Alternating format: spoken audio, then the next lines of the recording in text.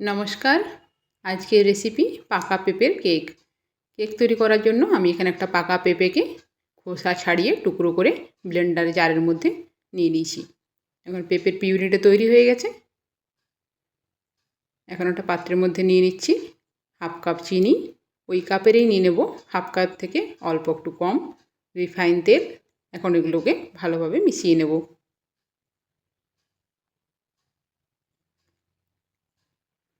এই তেল আর চিনি ভালোভাবে মিশিয়ে নিচ্ছি। এখন মধ্যে দিয়ে দেবো 1 কাপ সুজি। এটাকেও ভালোভাবে মিশিয়ে নিচ্ছি।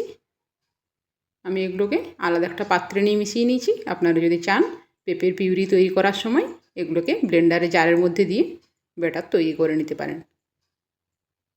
আমি এগুলোকে আলাদাভাবে মিশিয়ে নিয়ে তারপর ব্লেন্ডারে জারের মধ্যে দিয়ে ব্যাটারটা তৈরি করে নেব।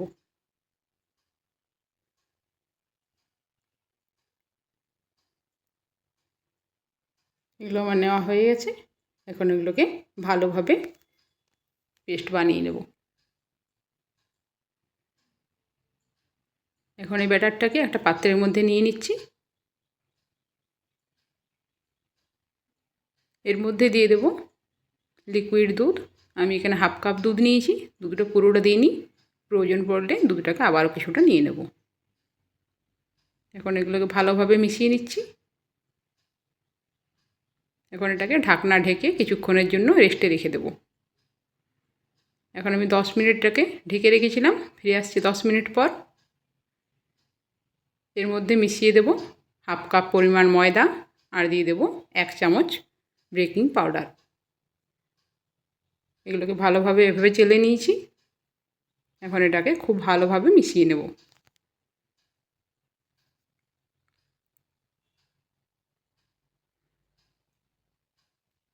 খুব ভালোভাবে এটাকে মিশিয়ে নিতে হবে। আপনারা যদি এভাবে পেঁপের কেক তৈরি না করেছেন অবশ্যই একবার বাড়িতে বানিয়ে দেখবেন, খেতে কিন্তু খুবই সুন্দর লাগে।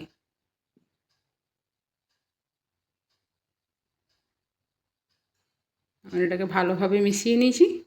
এখন এর মধ্যে দিয়ে দেব অল্প একটু ভ্যানিলা এসেন্স।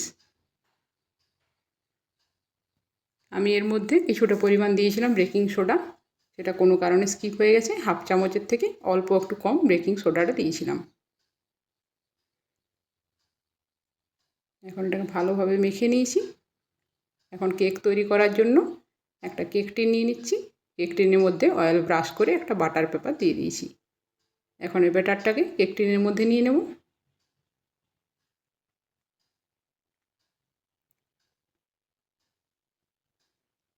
এটাকে আমার নেওয়া হয়ে গেছে।